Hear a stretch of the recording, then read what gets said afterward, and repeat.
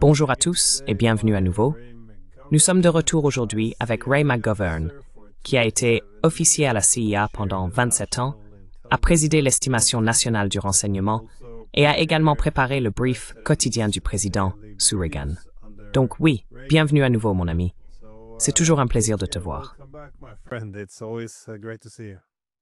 Merci Glenn, moi aussi. Vous avez récemment publié un article sur la disparition de la kremlinologie en tant qu'art. Je pense qu'un bon point de départ, avant d'aborder l'actualité, serait de vous demander qu'est-ce que la kremlinologie et par quoi est-elle en train d'être remplacée, si c'est vraiment un art perdu?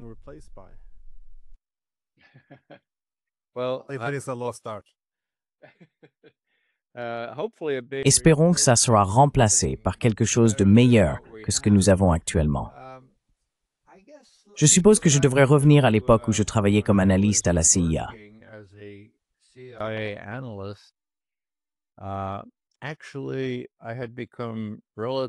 En fait, j'étais déjà relativement haut placé lorsque Bill Casey, le nouveau directeur, est arrivé avec Reagan. C'était en 1991. Oui. Et la première chose qu'il a faite a été de se nommer membre du cabinet, ce qui est une grosse erreur. Pour ceux qui ne le savent pas, les responsables du renseignement doivent éviter de s'impliquer dans l'élaboration des politiques. Pour des raisons évidentes, c'est comme si vous aviez une partie commerciale dans votre banque et une partie investissement. En d'autres termes, il faut une séparation claire entre les deux. Quoi qu'il en soit, Casey faisait partie du cabinet. Donc, lors de la première réunion du cabinet sous Reagan, qui a eu lieu en février 1981, j'avais un ami qui était présent.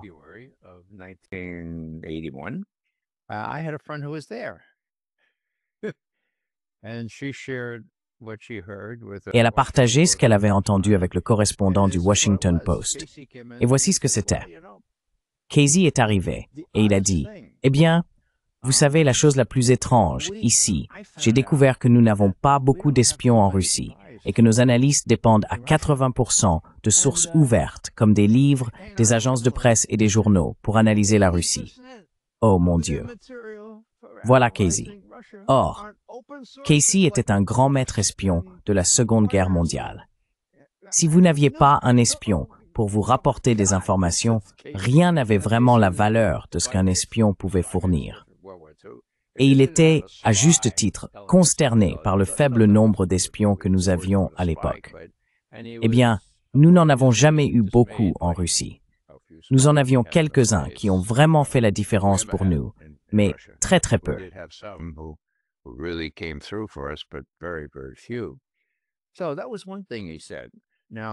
C'était donc l'une des choses qu'il a dites. Maintenant, il n'aurait pas dû être surpris, car les personnes qui s'étaient concentrées sur l'Union soviétique et maintenant la Russie ont fondé une discipline très lucrative que l'on appelle l'analyse des médias. Examiner les déclarations publiques. Et dans la mesure où nous pouvions obtenir des déclarations privées faites aux ambassadeurs ou à d'autres par les soviétiques à l'époque, les analyser, voir comment elles différaient les unes des autres, et observer ce que disaient les communiqués publics de TASS, ainsi que ce qu'on trouvait dans la Pravda et l'Izvestia. Croyez-le ou non, il fallait attendre 3 jours pour recevoir la Pravda, 4 jours pour l'Izvestia, car elles arrivaient par la poste, n'est-ce pas? Et c'était tout à fait différent.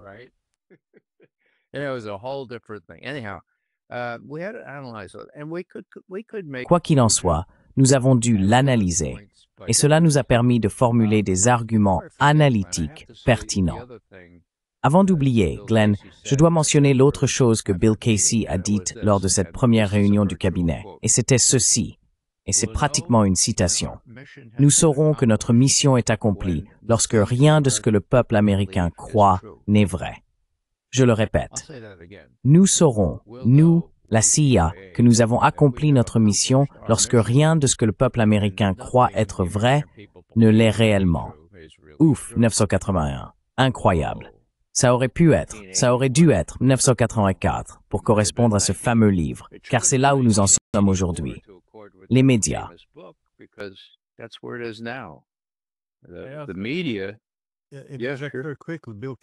Oui, très rapidement. Bill Casey, il était directeur de la CIA sous Reagan, et je crois que c'est aussi Casey qui a lancé la National Endowment for Democracy pour, je suppose, détourner la société civile à travers le monde.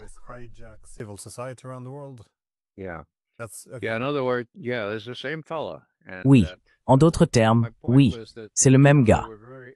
Mon point était qu'ils étaient très habiles à tromper et à faire croire aux gens, y compris au peuple américain, ce qu'ils voulaient leur faire croire. Et oui, la NED, la National Endowment for Democracy, soi-disant, ne faisait que reprendre ce qui était auparavant le service d'action clandestine de la CIA sous la direction du directeur adjoint des opérations et le mettre, pour ainsi dire, au grand jour. Beaucoup des mêmes agents ont, pour ainsi dire, été transférés et ont travaillé pour la National Endowment for Democracy.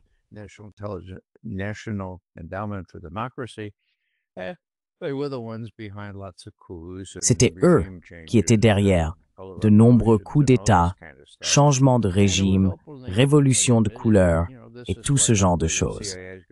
Et il a été assez ouvertement admis que, vous savez, c'est ce que la CIA va faire maintenant. Ils vont le faire de cette manière parce que c'est plus présentable et qu'ils peuvent obtenir des financements. Et ça a meilleure allure que d'avoir une équipe d'opérations clandestines qui s'en charge.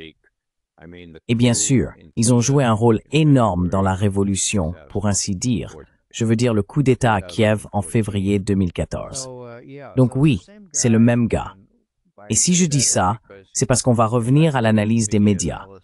Quand j'ai rejoint l'équipe en tant qu'analyste, je parlais couramment le russe.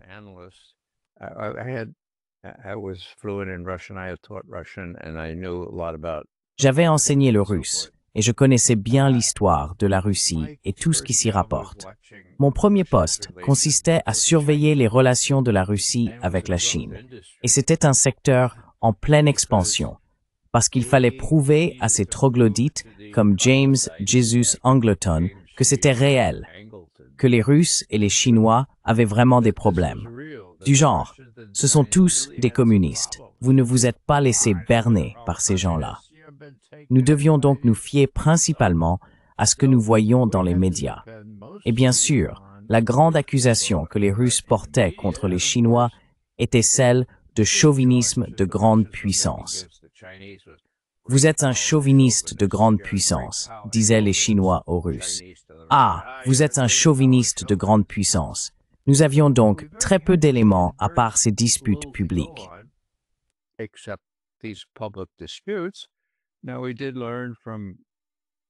Nous avons effectivement appris, grâce à des infiltrations dans les partis communistes, que cela était bien réel. Ces partis étaient littéralement déchirés par une faction communiste chinoise. Il s'agissait donc d'un conflit très concret, mais nous avons tiré ces conclusions pertinentes et avons même averti Kissinger et Nixon. Regardez, ces gens-là sont irréconciliables. Ils pourraient bien se détester pour l'éternité. Donc, pour une fois, il faut profiter de cette situation. Ils le pouvaient probablement, n'est-ce pas? L'histoire remonte alors à 1971-72, lorsque Nixon et Kissinger se sont dit que ce serait peut-être une bonne idée d'inquiéter sérieusement les Soviétiques en développant nos relations avec la Chine, et qu'ils deviendraient peut-être un peu plus souples sur des sujets qui nous importaient en Europe et sur le contrôle des armements. Et effectivement, cela a parfaitement fonctionné.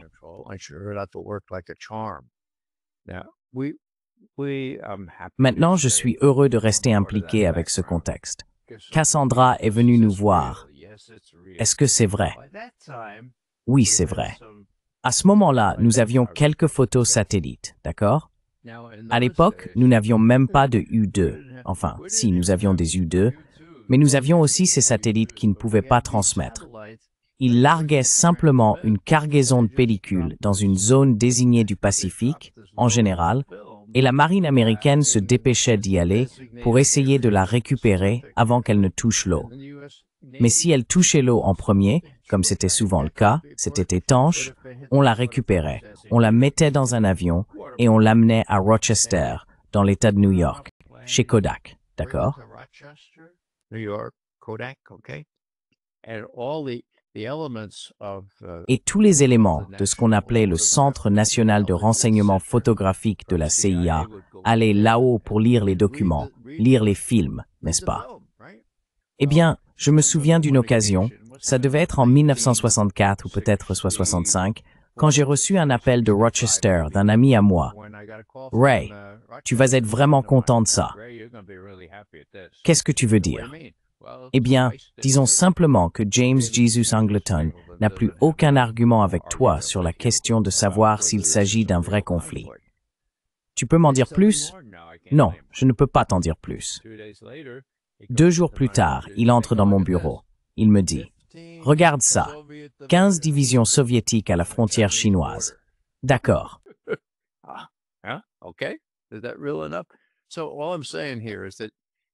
Est-ce que cela vous semble assez réel? Tout ce que je dis ici, c'est que nous avions préparé Kissinger et Nixon à la réalité que ces gens non seulement se détestaient et continueraient de le faire dans un avenir prévisible, mais qu'ils pouvaient en tirer parti. Et ce que je dis maintenant, c'est que Kissinger est allé à Pékin pour préparer la visite de Nixon à la fin de 1971, d'accord? Puis Nixon y est allé en janvier 1972. Et devinez ce qui s'est passé en Europe. Les Russes ont accepté un accord sur l'accès quadripartite à Berlin, une question vraiment difficile sur laquelle ils refusaient de céder depuis des décennies. D'accord. Oh, c'était intéressant.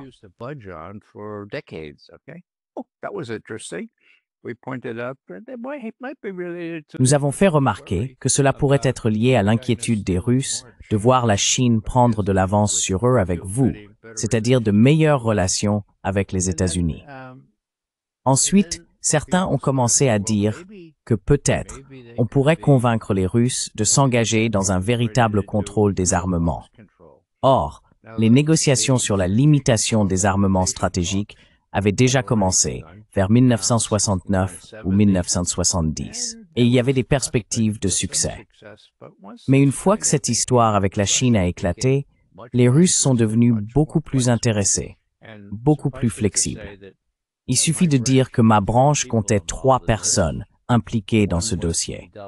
L'une au sein de la délégation, soit à Vienne, soit à Helsinki, une autre avec les analystes militaires, avec qui nous devions collaborer, et la troisième qui faisait un rapport quotidien sur la Chine au directeur et à d'autres personnes à Washington.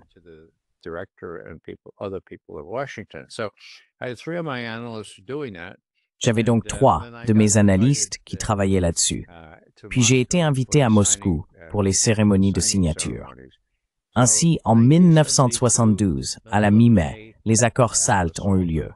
Et vous savez, ensuite Kissinger nous a demandé, eh bien, est-ce que les Soviétiques vont tricher? En combien de temps pourriez-vous nous le dire? Nous sommes donc retournés voir les personnes qui géraient les satellites. Et ils nous ont dit environ 1 semaine ou 10 jours, et cela suffisait. Dovere, no provere, d'accord. Faites confiance, mais vérifiez. Et bien sûr, c'était pas les analystes, mais les personnes vraiment très techniques, travaillant pour la CIA, qui méritaient le crédit d'avoir pu dire avec une certaine confiance, « Écoutez, nous avons travaillé sur ces choses pendant si longtemps. »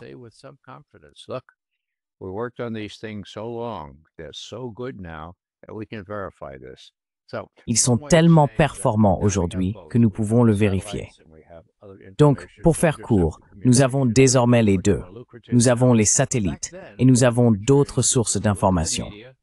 Les communications interceptées sont aujourd'hui bien plus précieuses. Mais à l'époque, on nous apprenait à observer les médias et à tirer des conclusions de ce qu'ils disaient ou ne disaient pas. Un autre petit exemple. Le traité INF, le traité sur les forces nucléaires à portée intermédiaire. Mon Dieu, c'est tombé du ciel quand Gorbatchev a dit à Reagan, après qu'ils aient développé une bonne entente, « Hey, c'est SS-20 que nous avons dans la partie européenne de l'Union soviétique, et ces missiles Pershing II que vous avez en Europe, mon Dieu, à quoi servent-ils? Nous avons déjà la dissuasion. »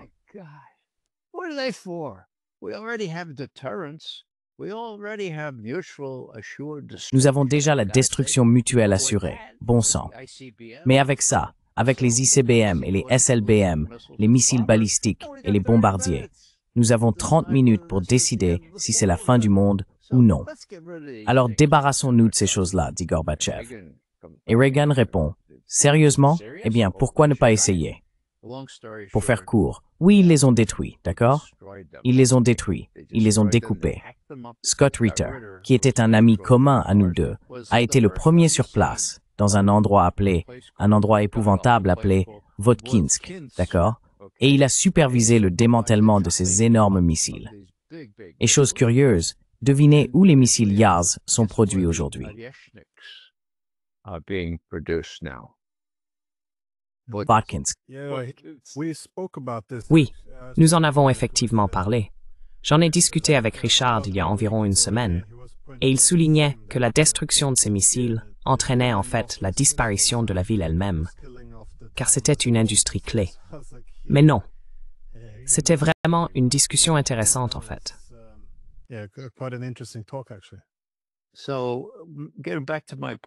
Donc, pour revenir à mon propos, ah oui, c'est l'exemple que je voulais donner. Excusez-moi de digresser. J'étais l'un des personnes chargées d'informer l'équipe de Reagan. Cela comprenait le secrétaire d'État, Shultz, Weinberger, secrétaire à la Défense, le vice-président, George H.W. Bush. Et plus tard, nous avons demandé au président, est-ce que c'est d'accord si le président des chefs d'état-major reçoit aussi le PDB le matin? Et il a répondu, bien sûr. Et c'était Jack Vesey. Incroyable. Un brown shoe.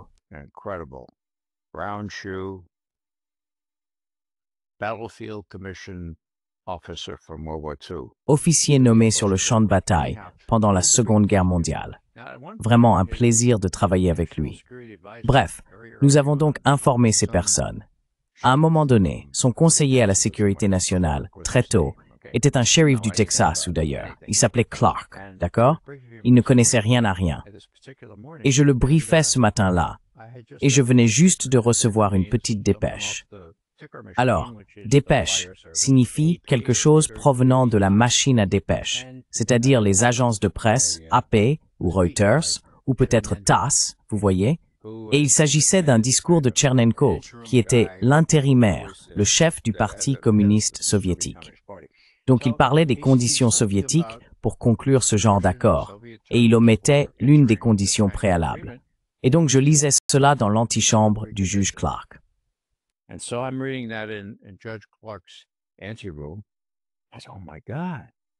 J'ai dit, oh mon Dieu, il y a de la flexibilité ici.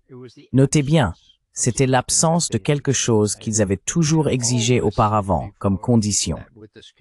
Donc, comme d'habitude, j'ai pris mon bloc-notes et j'ai préparé un plan pour un briefing de 3 minutes.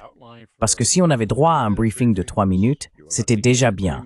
Parfois 7 minutes, puis un briefing de 25 minutes. D'accord? Je vais voir le juge Clark et je lui dis, maintenant, la première chose que je dois vous dire, ce n'est pas encore dans le President's Daily Brief, parce que ça vient juste d'arriver, mais je peux vous dire, juge Clark, que les Soviétiques ont montré une certaine flexibilité sur cette question des forces nucléaires intermédiaires. Et c'était comme s'ils n'avaient jamais entendu les mots « soviétique » et « flexibilité » dans la même phrase. Il y avait donc un vrai décalage. Pourriez-vous répéter cela, M. McGovern?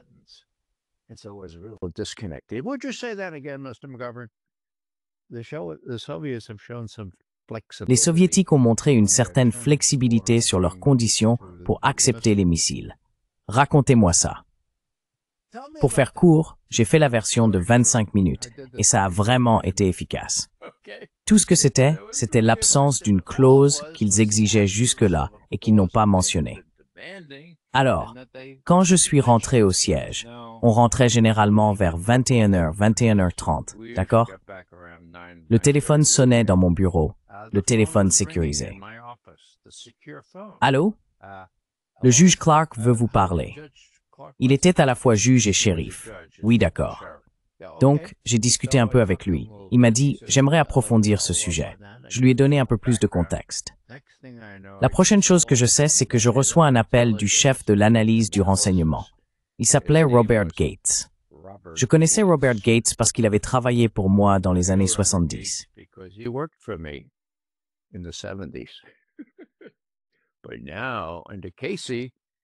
Mais maintenant, sous Casey, il avait la bonne approche concernant les Russes, et il était désormais mon patron. J'ai donc reçu un message de la part de Casey, du bureau de Bobby Gates. Plus de discussions avec le juge Clark. Toute communication avec le juge Clark doit passer par moi. Bref, c'est une sorte d'anecdote, mais c'est ainsi que les choses se passaient là-bas. Et je me sentais vraiment chanceux d'avoir pu passer 4 années complètes en tête-à-tête, à faire des briefings au centre-ville pour des gens comme le vice-président George H.W. Bush, Shultz, Weinberger, toute une série de conseillers à la sécurité nationale dont certains ont fini en prison. Et bien sûr, Jack Vesey, président des chefs d'état-major interarmés. Et vous savez, il était facile de nouer une relation avec eux.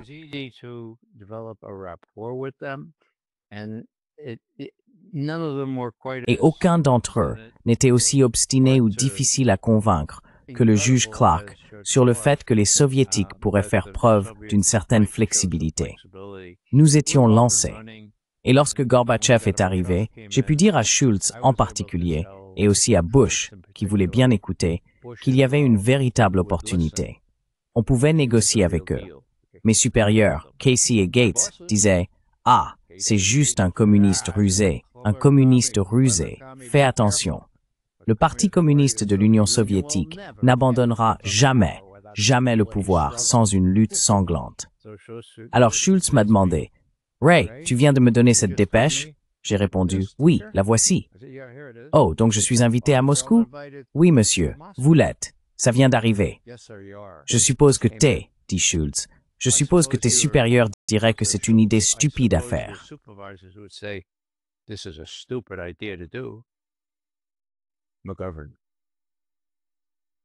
McGovern. Ray?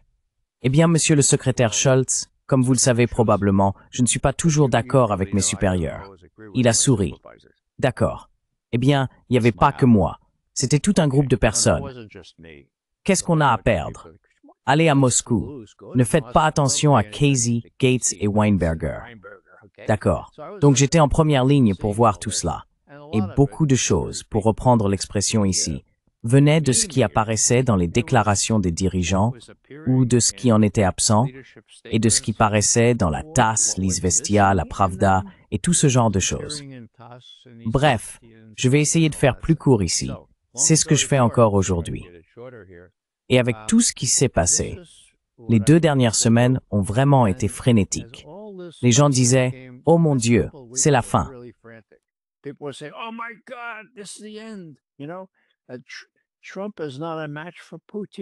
Trump n'est pas de taille face à Poutine. Il va se faire avoir et nous aurons une guerre nucléaire. Et je dis attendez une seconde, qu'est-ce que disent les Russes? Ah eh bien, personne n'a écouté ce que disaient les Russes. C'est ce que j'ai mis dans cet article, en disant que, vous savez, l'analyse des médias, ou la kremlinologie, est une espèce en voie de disparition. Mais en voici un peu.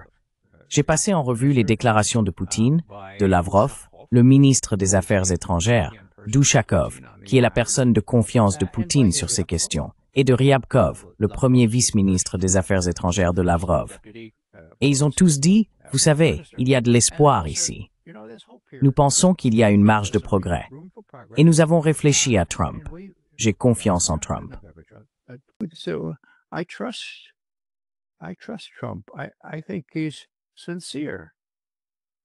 Je pense qu'il est sincère. Maintenant, la réaction que j'ai eue en prêtant attention à ces choses, c'était « ce n'est que de la propagande. Quand Poutine arrivera en Alaska, il va les rouler dans la farine et on sera tous dans de beaux draps. » Laissez-moi juste terminer ce petit point en disant ce que Poutine a déclaré hier. D'accord? Il avait tout un tas de hauts responsables de la sécurité nationale, 21 alignés, et il a dit ceci, je cite, « Le stade où nous en sommes avec l'administration américaine actuelle, eh bien, il faut souligner que la direction américaine fait, je cite, des efforts assez énergiques et sincères pour arrêter les hostilités en Ukraine. » Donc voilà Poutine qui prend des risques, non? Après toutes les trahisons sous Biden, sous Obama et sous Trump lors de son premier mandat, il prend des risques.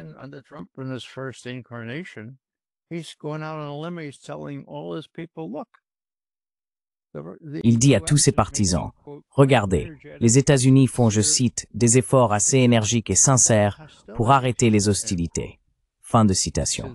Des efforts sincères? Eh bien oui, avec les Russes, mais aussi, discrètement, avec les Ukrainiens. En d'autres termes, Zelensky est dans une situation difficile, n'est-ce pas?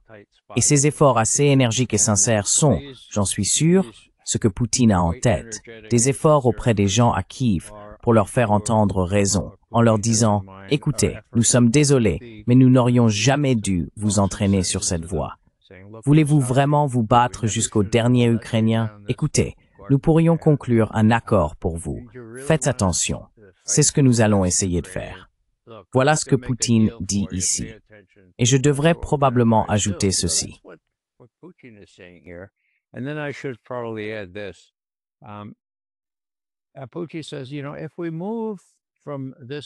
Apuchi dit, « Vous savez, si nous passons de cette première rencontre aux étapes suivantes et que nous parvenons à des accords dans le domaine des missiles stratégiques offensifs, ce serait du contrôle des armements. Et cela créerait des conditions à long terme pour la paix entre nos pays, en Europe et dans le monde entier. » Point. Fin de citation. Donc ce que je dis sur la base de la kremlinologie, et vous pouvez lire mon article pour toutes les références que j'avance, c'est qu'ils sont vraiment sérieux à ce sujet. Il a dit cela hier. Ils vont se rencontrer à ils se rencontrent maintenant. Ils se rencontrent maintenant en Alaska, à 15h30, heure de l'Est. Je crois que c'est ce que disait mon calcul. Donc nous verrons bien. Si je me trompe, ce ne serait pas la première fois. Je pense que nous avons tous, en analysant la Russie et l'Union soviétique, commis des erreurs. Mais vous savez, les preuves s'accumulent tellement, et Poutine est tellement prêt à prendre des risques. Vous voyez.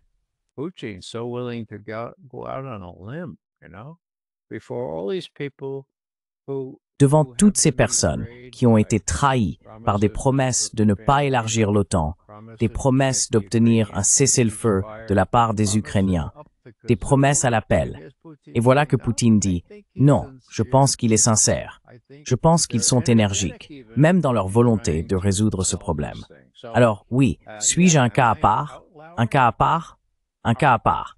Eh bien Glenn, tu sais que je le suis parce que tu as interviewé la plupart de mes collègues. Ils voient les choses très différemment.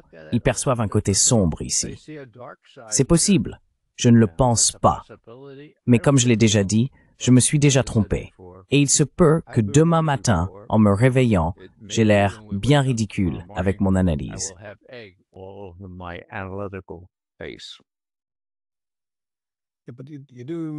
Mais vous soulevez un excellent point cependant. Plus personne n'écoute la Russie aujourd'hui. C'est-à-dire que l'on peut analyser ce qu'ils disent, comme vous l'avez mentionné, ce qu'ils omettent, la façon dont le langage évolue.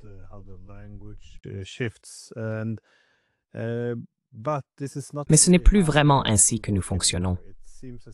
On dirait que nous avons déjà une politique établie. Je ne sais pas si elle est guidée par l'idéologie ou par des intérêts financiers, mais elle ne peut vraiment pas être contestée. Et j'ai souvent l'impression que le rôle des analystes se limite à rassembler des informations pour confirmer l'argument déjà avancé, ainsi que cette supposition sur les intentions des adversaires. Et en aucun cas, il n'est permis d'humaniser l'adversaire. En aucun cas, il n'est permis de suggérer que les Russes puissent avoir des préoccupations sécuritaires légitimes.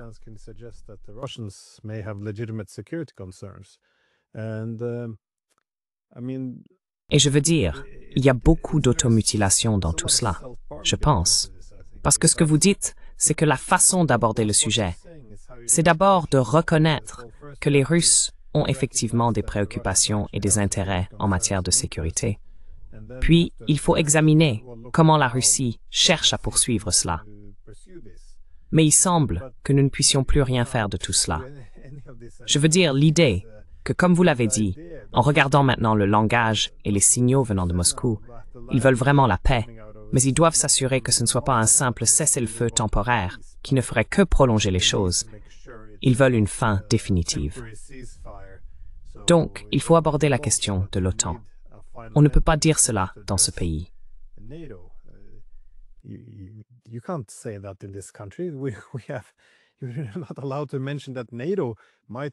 Il est interdit de mentionner que l'OTAN pourrait être provocatrice. Je veux dire, c'est tout de même la plus grande alliance militaire du monde et un bloc anti-russe qui cherche à repousser la Russie hors d'Europe. Non, il ne s'agit ici que de démocratie. Donc l'analyse n'est pas vraiment présente et elle semble avoir été remplacée. Je ne sais pas si, selon vous, les experts des think tanks ont remplacé les analystes ou ce qui a exactement causé cela. Mais les États-Unis disposent d'excellents services de renseignement. Ils ont des universitaires brillants. Il y a John Mearsheimer, Stephen Walt, Jeff Sachs. Je veux dire, il y a beaucoup de gens parmi lesquels choisir, mais on ne voit plus leurs analyses.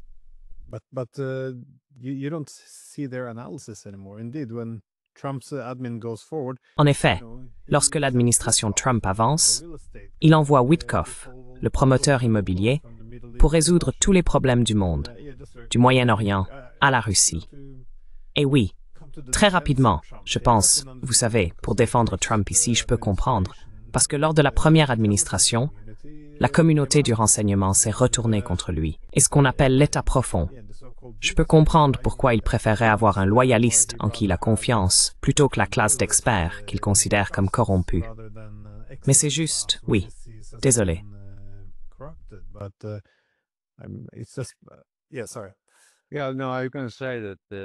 Oui, en fait, j'allais dire que le Financial Times, il y a 2 jours, a publié un article alarmiste disant « Oh mon Dieu, Trump n'a aucun expert de la Russie pour le conseiller. »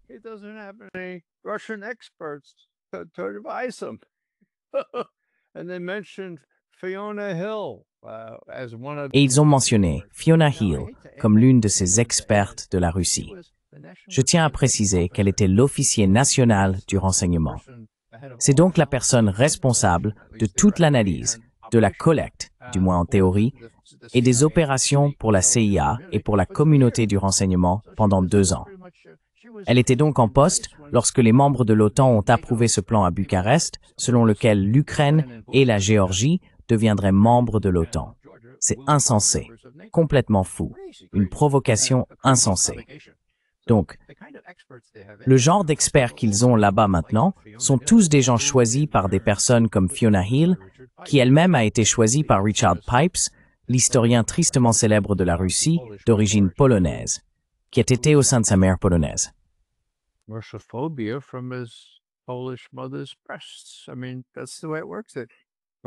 Je veux dire, c'est comme ça que ça fonctionne. Brzezinski, Richard Pipes, ils étaient une menace et ils ont formé tout un clan. Heureusement, je suis arrivé avant ça. Je suis arrivé quelques années avant que Pipes n'arrive à Harvard. D'accord? J'avais une bourse pour Harvard. J'ai décidé de faire des études régionales à Fordham parce qu'ils étaient beaucoup plus proches des gens. Il y avait là-bas des personnes qui connaissaient l'histoire russe de première main et qui n'étaient pas conditionnées par des parents polonais ou ukrainiens ou autres.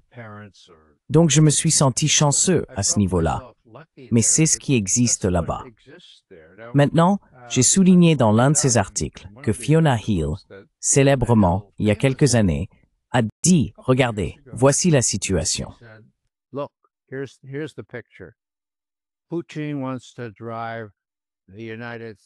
Poutine veut chasser les États-Unis d'Europe. Et il pourrait ajouter, c'est dans la tribune du New York Times, et il pourrait ajouter, et ne laissez pas la porte vous frapper en sortant. Et le New York Times publie cela en bonne place comme une tribune. Et il y a un graphique incroyable, je ne l'ai pas avec moi en ce moment, qui montre Poutine en train d'ouvrir la porte et tous ces 5 présidents, vous savez, recroquevillés d'effroi. C'était des foutaises, d'accord? Il n'y a pas la moindre preuve, comme l'a affirmé Biden, que les Russes ne vont pas s'arrêter, qu'ils ne vont pas s'arrêter à l'Ukraine. Ils vont prendre la Pologne, ils vont prendre les États baltes.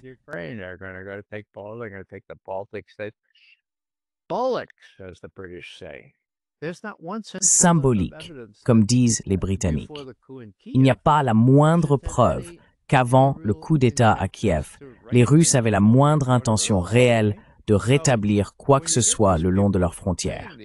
Donc, quand ces gens tiennent de tels propos et que cela devient une sorte de vérité admise, c'est précisément ce qui manque aujourd'hui au Financial Times. Ah, il n'y a pas d'experts russes là-bas.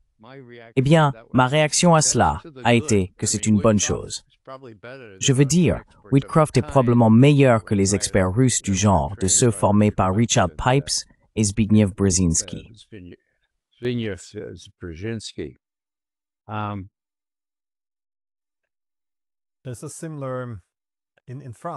En France, il y a un général français, Burkhard, qui a récemment déclaré que Poutine considère la France comme son principal ennemi en Europe.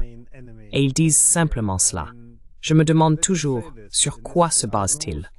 J'imagine, vous savez, les Britanniques, l'Allemagne, tous ces pays viendraient certainement bien avant la France.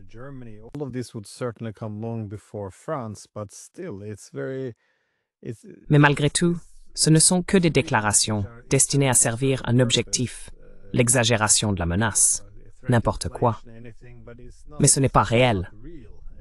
Et comme tu l'as dit, c'est pourquoi je comprends que Trump soit réticent à faire appel aux experts qui ont plaidé pour l'élargissement de l'OTAN en 2008, qui ont renversé le gouvernement en Ukraine, sapé l'accord de paix de Minsk, rejeté les garanties de sécurité pour la Russie en 2021, saboté Istanbul et boycotté la diplomatie pendant 3 ans.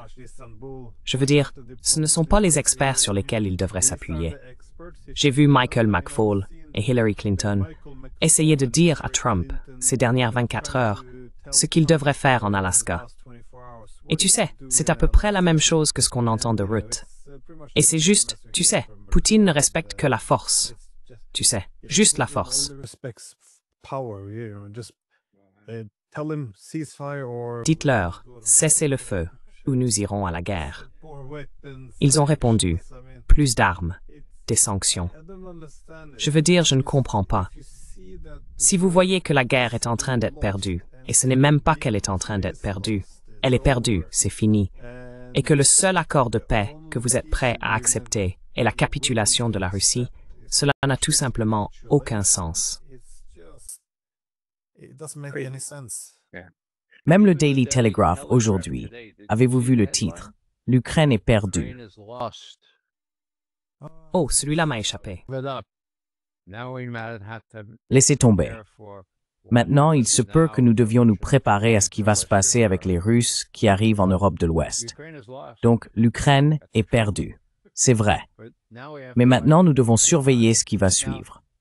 À mon avis, beaucoup de gens gagnent beaucoup d'argent grâce à cela. Ils en profitent parce que les médias amplifient la situation sans aucune perspective, ni même honnêteté.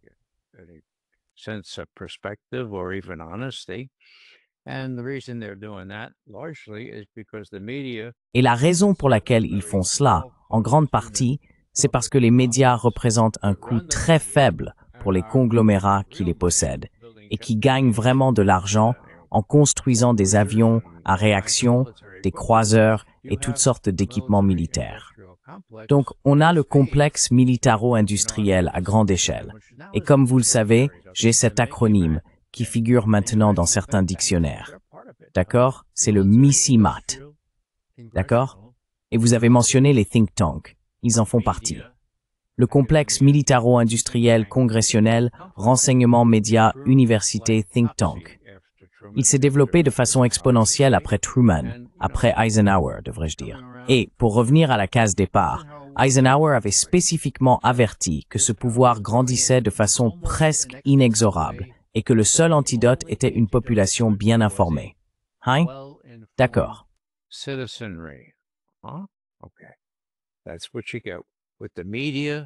Voilà ce que vous obtenez avec les médias. Je devrais dire, voilà ce que vous n'obtenez pas avec les médias, parce que les médias sont contrôlés, comme je le dis, par le reste du MICIMAT. Maintenant, ce n'est pas sans espoir, car nous avons des médias alternatifs. Nous avons beaucoup de gens. Vous avez maintenant un public formidable, Glenn. Je vous félicite pour cela. Des personnes prêtes à apprendre. Mais j'espère qu'elles sont prêtes à diffuser la vérité, car c'est une tâche ardue. Et percer dans les médias traditionnels a jusqu'à présent été impossible. J'avais l'habitude de passer sur CNN 1 ou 2 fois par an. Mais ensuite, je suis tombé en disgrâce quand j'ai dit que mes anciens collègues s'étaient prostitués en inventant des renseignements sur les armes de destruction massive en Irak. Peu importe que j'ai eu raison ou non. Cela n'a aucune importance.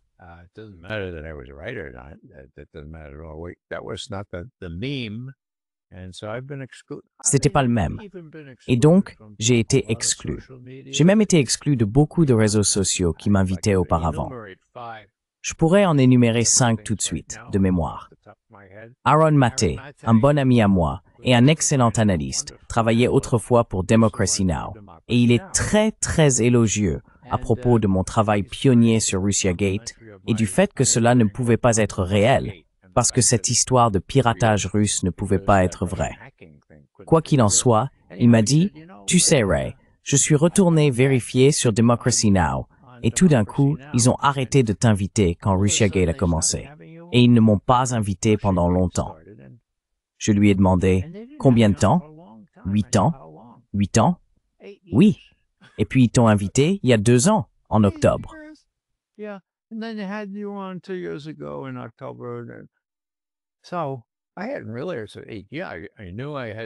Donc je n'avais pas vraiment, oui, je savais que j'avais été en quelque sorte mis au banc, que j'avais été traité comme un lépreux là-bas. Mais pourquoi? C'était parce que je disais que le Russiagate était bidon depuis le début. Et ils avaient une femme, comment elle s'appelle? Elle se fait appeler Empty Wheel. Aucune crédibilité. J'ai essayé de la convaincre. Je lui ai dit, tu sais, Bill Binney, le génie qui travaillait à la NSA. Oui, tu vois? Eh bien, il a tout reconstitué. Il a créé ces systèmes. Il ne pouvait pas y avoir eu de piratage russe.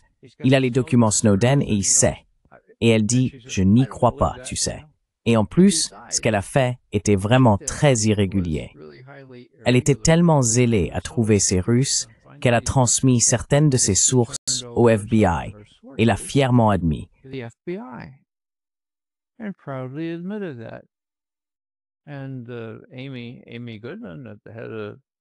Amy Goodman, la directrice de Democracy Now!, a dit à un moment donné, « Maintenant, avant de terminer, vous reconnaissez avoir transmis au FBI des informations sur certaines de vos sources. » Oui, j'ai fait ça, oui. Donc oui, c'est totalement corrompu, même dans les réseaux sociaux, certains médias alternatifs, parce qu'ils, du moins les médias proches des démocrates. Et l'autre histoire, bien sûr, c'est notre bon ami Patrick Lawrence, un journaliste incroyable. Il était chroniqueur pour The Nation, le porte-étendard de la pensée démocrate, libérale ou progressiste. Eh bien, il a écrit un article basé sur nos informations expliquant qu'il ne pouvait pas y avoir eu de piratage russe. Tout cela a été inventé par les démocrates et la communauté du renseignement. L'article a été publié dans The Nation et ensuite ça a été l'explosion. Le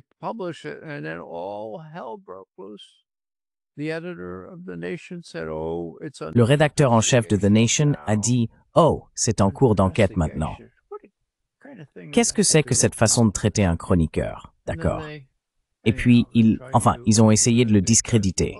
Ils ont essayé, eh bien, ils l'ont licencié. J'en ai entendu parler, n'est-ce pas?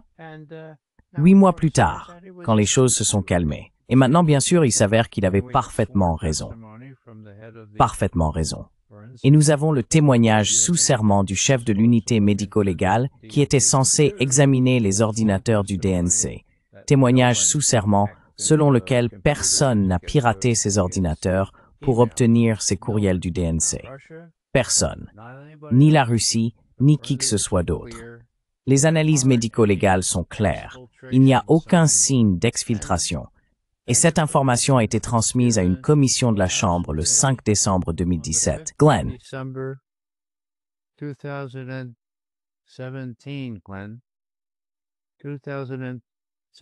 What's today? 2017. Quelle année sommes-nous? 2025. Faites le calcul. Là aussi, je pense que ça fait 8 ans. Mon Dieu, demandez à n'importe quel Américain dans la rue. Est-ce que les Russes ont piraté les ordinateurs du DNC pour obtenir ces emails qui étaient si préjudiciables à Hillary Clinton? Je parie que 8 sur 10 répondront « bien sûr qu'ils l'ont fait. Je l'ai lu dans le New York Times, le Washington Post ou n'importe quel journal qu'ils lisent. Donc, nous avons une lutte difficile devant nous. Et c'est parce que les médias sont en quelque sorte... Eh bien, laissez-moi juste finir avec ça. Les médias ont été particulièrement nerveux à l'idée de laisser sortir la vérité sur ce témoignage du chef de CrowdStrike. Il s'appelle Sean Henry. C'est lui qui a témoigné le 5 décembre 2017. D'accord?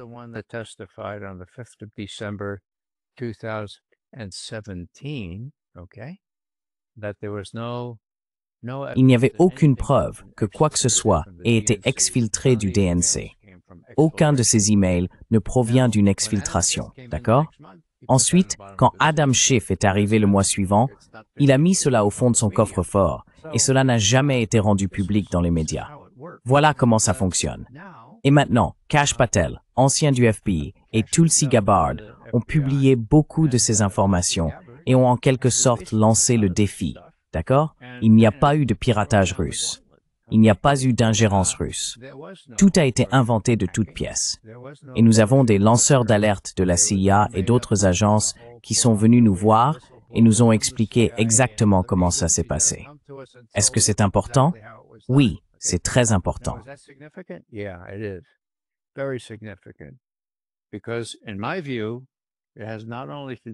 Parce qu'à mon avis, il ne s'agit pas seulement de corruption totale et de tenter simplement d'émasculer un président.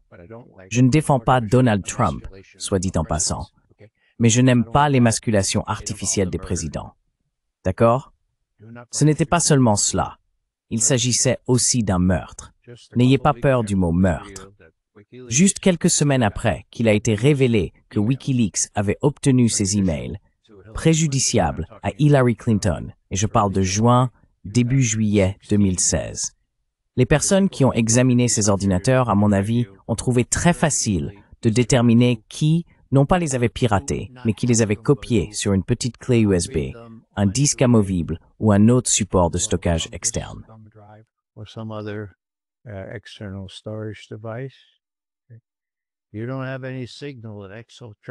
Vous n'avez aucun signe d'exfiltration si vous copiez les données d'un ordinateur sur une clé USB. D'accord? Et cette personne l'a apporté à Wikileaks. Et c'est comme ça qu'ils l'ont récupéré et diffusé. Maintenant, qui était cette personne? Eh bien, je ne sais pas. Y a-t-il des suspects? Eh bien, vous savez, il y a ce jeune homme, je crois qu'il avait environ 25 ans, qui a été assassiné dans les rues de Washington vers 3h30 du matin, le 10 juillet. Et il travaillait pour le DNC.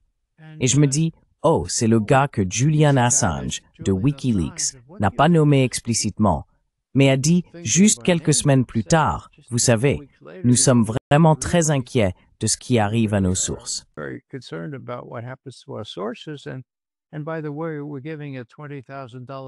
Et d'ailleurs, nous offrons une récompense de $20,000 pour toute information menant au meurtrier de Seth Rich. Waouh! Eh bien, à l'époque, on nous disait de ne pas mentionner Seth Rich. On serait catalogué de, quel est le mot qu'ils utilisent? Complotiste, n'est-ce pas? Et au début, ce sont des personnes fiables qui nous l'ont dit.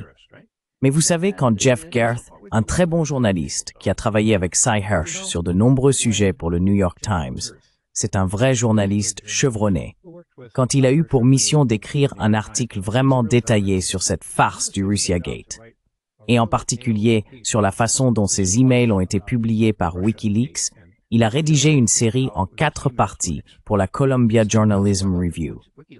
Je veux dire, c'est du sérieux, non? Journalism Review, big time, right? Okay. Now, D'accord. Maintenant, c'était complet. Il y a passé 1 an. Et qu'est-ce qui manque? Oh, il manque que Sean Henry a témoigné le 5 décembre 2017 qu'il n'y avait aucun signe d'exfiltration.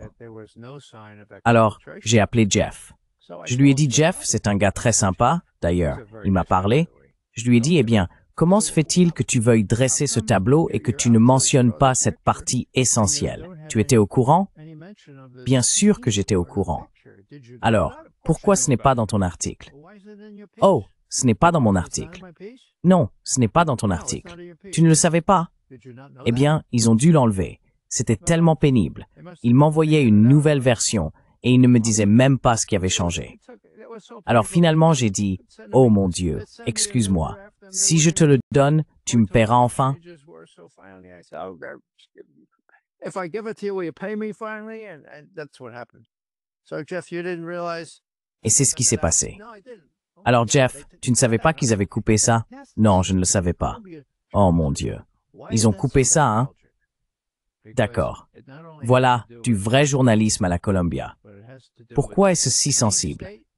Parce que cela ne concerne pas seulement le Russiagate, mais aussi l'État profond, les démocrates et les personnes auxquelles Tulsi Gabbard doit maintenant faire face en traversant un véritable parcours du combattant, parce qu'elle a dit la vérité. Et si tu as non seulement la création de renseignements fallacieux, mais aussi des meurtres, tu as beaucoup de choses contre lesquelles te protéger. Et les médias sont complices de cela. Et la Columbia Journalism Review est tout aussi corrompue que n'importe quel autre parti. Une autre histoire à propos de la Columbia Journalism Review. Il y avait un gars qui s'appelait Hyatt. Comment c'était? Fred Hyatt. There was a fellow named Hyatt. What was it? Fred Hyatt. Yeah, he ran the op-ed part for the Oui, il a dirigé la section des tribunes libres du Washington Post pendant, 15 ans. Et puis, les armes de destruction massive sont devenues à la mode. Et il a publié, disons qu'il a publié 80 tribunes, et 73 d'entre elles affirmaient « Oui, il y a des armes de destruction massive en Irak », et les autres disaient « Eh bien, nous ne sommes pas sûrs ». Donc c'était une farce, d'accord? Ensuite, il l'invite à la Columbia Journalism Review, d'accord? Et l'un des jeunes étudiants, au courant de tout cela, lui a dit « Maintenant, Monsieur Hyatt, dites-moi, vous venez de répéter qu'il s'agit d'un fait avéré, qu'il y avait des armes de destruction massive, et la plupart de vos tribunes l'affirmaient. Comment expliquez-vous la situation maintenant qu'il est prouvé qu'il n'y en avait pas? » Et vous savez ce qu'il a répondu? Il a dit, je cite, « Eh bien, si les armes de destruction massive n'étaient pas là, nous n'aurions probablement pas dû dire ce qu'elles y étaient. » Fin de citation. I was with my patron, Bob Perry. J'étais avec mon mentor, Bob Parry, Robert Parry, un journaliste d'investigation hors pair. Lui et C. Hirsch sont parmi les meilleurs du métier, d'accord? Il m'a formé pour devenir quelque chose comme un journaliste, plutôt qu'un officier du renseignement. Alors il me dit, tu sais, quand Hyatt dit « S'il n'était pas là, on n'aurait probablement pas dû dire qu'il l'était », Bob s'approche de moi, me donne un coup de coude dans le ventre et dit « Ray, je croyais que c'était un principe fondamental du journalisme, que si quelque chose n'est pas vrai, tu n'es pas censé dire que ça l'est. Dieu merci. » Voilà le genre de choses auxquelles on est confronté dans le journalisme. Si vous avez des gens qui connaissent le métier de la criminologie, et comme je le dis, nous sommes une espèce en voie de disparition, vous pouvez encore reconstituer des éléments importants sur ce qui se passe.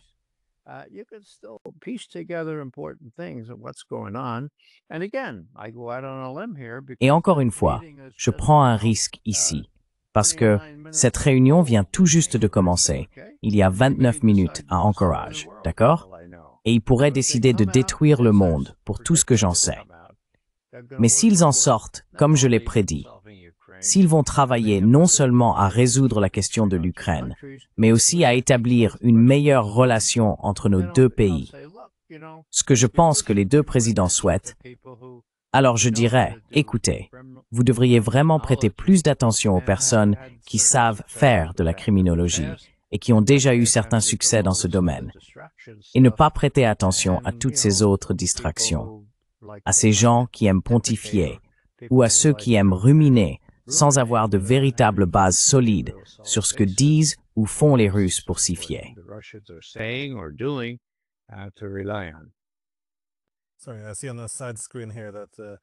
Désolé, je vois sur l'écran à côté que Poutine est déjà en Alaska. Il a rencontré Trump et tout ça sur le tarmac. Mais je me demande toujours, avec les médias, parce que soit c'est évidemment de plus en plus malhonnête, mais c'est soit de la stupidité, soit de la mauvaise foi. Mais je penche plutôt pour l'idée de la mauvaise foi ou de la malhonnêteté. parce qu'il s'agit de ce contrôle du récit, que l'on voit s'efforcer avec tant de vigueur d'empêcher la diffusion d'informations.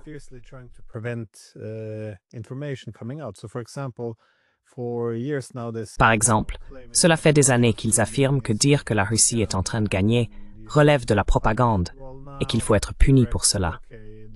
Eh bien, aujourd'hui, les faits montrent qu'ils sont en train de gagner. Si vous parlez de l'enlèvement forcé, ou comme ils l'appellent, du recrutement d'Ukrainiens, c'est de la propagande russe. Mais maintenant, il est acceptable d'en parler. Les sanctions? Je me souviens avoir dit dès le premier jour que cela ne fonctionnerait pas. Oh, c'est de la propagande russe. Mais aujourd'hui, on a finalement le droit de le dire. Et puis la corruption en Ukraine. Propagande, plus maintenant. Zelensky serait un autoritaire. Voilà un discours tout droit sorti de la bouche de Poutine. Mais maintenant, bien sûr, on peut l'afficher en première page des journaux. C'est désormais permis.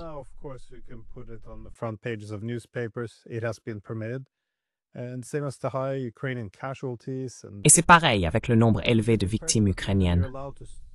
Et maintenant, on a l'impression que bientôt, on pourra même parler de l'expansion de l'OTAN comme d'une cause, parce que j'ai vu Politico et d'autres avancer. Eh bien, peut-être que si l'Ukraine peut rejoindre l'UPMIR, alors on pourra retirer l'OTAN de la table. Donc, soudainement, bientôt, on sera autorisé à parler aussi de l'expansion de l'OTAN. C'est comme si, petit à petit, la réalité nous rattrapait. Mais ce que je trouve fascinant avec le Russia Gate, ce n'est pas seulement la gravité de la situation qui nous a menés à ce point horrible où nous menons en fait une guerre par procuration, mais aussi tous les journalistes qui ont relayé ces absurdités, les gros titres, chaque jour, pendant toutes ces années. Maintenant que cela a été discrédité, que c'était de la fausse information, il n'y a aucun intérêt. Personne ne veut rendre de compte sur ce qu'ils ont fait. Que c'était faux, que c'était incorrect, qu'ils diffusaient de la désinformation. Si ce n'était pas intentionnel, au moins qu'ils rétablissent la vérité. Mais il n'y a rien. C'est exactement ça. Oui, oui. Et c'est la partie décevante. Aucune responsabilité, aucune volonté de vraiment supprimer ce socle à toutes ces théories du complot, selon lesquelles les Russes interviendraient partout.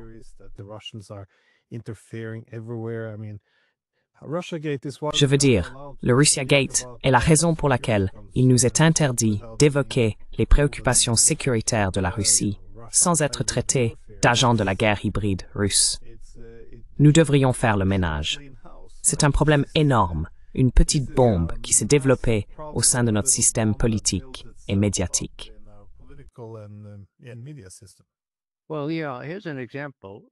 Eh bien oui, voici un exemple. Fred Yatt, ai-je déjà parlé de lui? Responsable des pages opinion du Washington Post, le type qui disait qu'on ne devrait pas dire la vérité. Eh bien, a-t-il été renvoyé? Non. Il est resté en poste, je ne sais plus, 5, 7, 8 ans de plus jusqu'à sa mort. Vous voyez? Je veux dire, allô?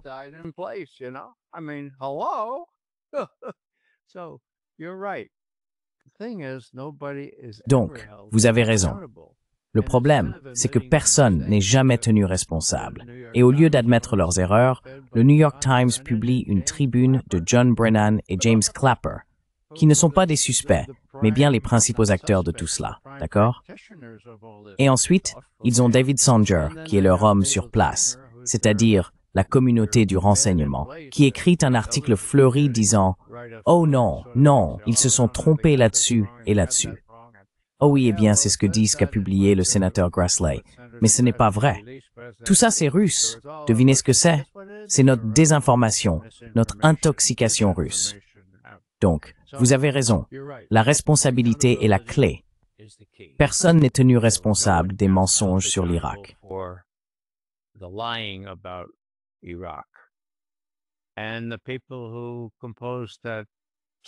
Et les personnes qui ont rédigé cette estimation fallacieuse le 1er octobre 2002, je l'appelle la prostituée de Babylone, c'était tellement mauvais, d'accord? Qu'est-il advenu d'eux? Ils étaient 4, des hauts responsables, aussi haut placés qu'on puisse l'être. 4 officiers nationaux du renseignement. Ils ont tous reçu des primes. Les autres qui ont menti ont également été généreusement récompensés. Alors, On arrive à cette affaire du Russiagate. Eh bien, si personne n'est tenu responsable cette fois-ci, eh bien, j'avoue avoir un peu d'espoir qu'avec Tulsi Gabbard et Kash Patel en place, et Kash Patel sait où tous les cadavres sont enterrés, d'accord? Et il sait aussi où se trouvent ceux qui sont encore en vie, comme Jim Comey et John Brennan, ces types-là. Jim Comey and John Brennan, those guys. So I have a meager hope that this time J'ai donc un mince espoir que cette fois, quelqu'un sera tenu responsable. Et si ce n'est pas le cas, tu sais, le système judiciaire est complètement fichu aussi. Donc tu sais, il faut qu'on soit patient, je suppose. Mais en attendant, tout ça se passe. Et comme tu le soulignes, pour moi, ce qui est essentiel à propos du Russiagate, c'est que pendant environ 8 ans, les Américains se sont habitués à voir les Russes comme des démons et à imaginer Poutine avec des cornes, ou comme Hitler ou Satan. À l'époque, on m'accusait d'être un one-trick pony à cause de la ténacité avec laquelle je suivais cette affaire. Et un animateur radio avec qui je parlais souvent me disait « Oh Ray, pour l'amour de Dieu, pourquoi tu reviens toujours là-dessus ?» Oh, Ray, for God's sake, why do you keep harping on this? And I said, well, wait a second. Et j'ai dit « Attendez une seconde. Je suppose que c'est parce que la Russie possède des armes nucléaires. Je suppose que c'est pour ça que j'insiste autant là-dessus. Et si on regarde cela dans un sens plus large, nous avons été très proches d'un échange nucléaire à la fin du mandat de Biden, plus proche que je ne l'ai vu depuis de nombreuses années, et je suis là depuis un moment. D'accord. Maintenant, pourquoi cela aurait-il été possible? Parce que la plupart des Américains ont été conditionnés à penser à quel point les Russes étaient ou sont maléfiques. Et si 80%, ou si ce n'est pas 80%, peut-être 70% maintenant, croient encore que les Russes sont responsables de Donald Trump et de la défaite Hillary Clinton, et ainsi de suite.